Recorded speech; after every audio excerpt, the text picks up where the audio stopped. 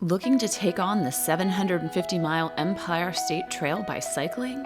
Many travelers ride part or all of the trail on their own bicycle or rent a bike from one of the many independent providers located along the trail.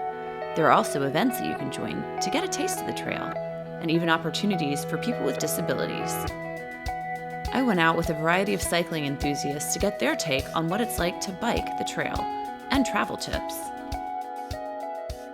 At Schoharie Crossing State Historic Site, I hopped on the trail on a flat, paved section with the trail's director, cycling enthusiast Andy Beers. How much of the trail is paved versus unpaved? So, New York City to Albany to Buffalo is 550 miles. 85% of that is off-road trail, and probably 3/4 of that is paved. And then when in the western part of the state, you get into some stone dust sections. Hudson Valley section is entirely paved, and this section is mainly paved. You get into the western part of the state, you get into the stone dust. So, much of the trail is along rail trails, historic railroad beds which have been repurposed into trails.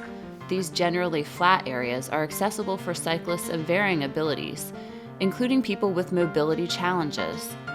While I'm hopscotching to different sections of the trail, some people do ride along for multiple days, staying at campsites, nearby hotels, and B&Bs.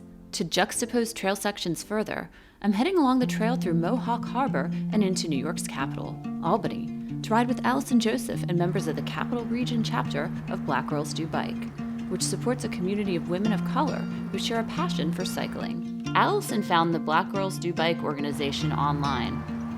It has chapters throughout the country, but didn't have one in her home area of Albany.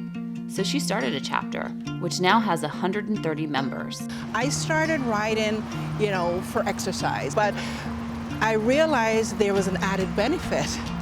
It was a stress reliever. Yes. So that's why it helps when I ride along the river, because that smell of the river, I don't know, it does something to me. Yeah. Isn't that crazy? No, it makes total sense. I think that's, the earth is good for you. It is. Yeah. The trail here runs right alongside the river and the east end of the Erie Canal. Outside of historic Saratoga Springs, I rode a unique section of the trail in the village of Schuylerville. So this section of the Empire State Trail is unique in that it overlaps with the Champlain Canalway Trail. And right now we're actually riding along the original Champlain Canal towpath, where the mules would pull the barges along the canal.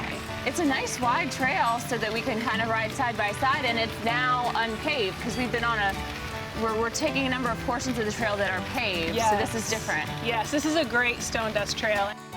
There are lots of ways to enjoy the Empire State Trail by cycling, so grab a friend or go it on your own and enjoy the great outdoors in New York State.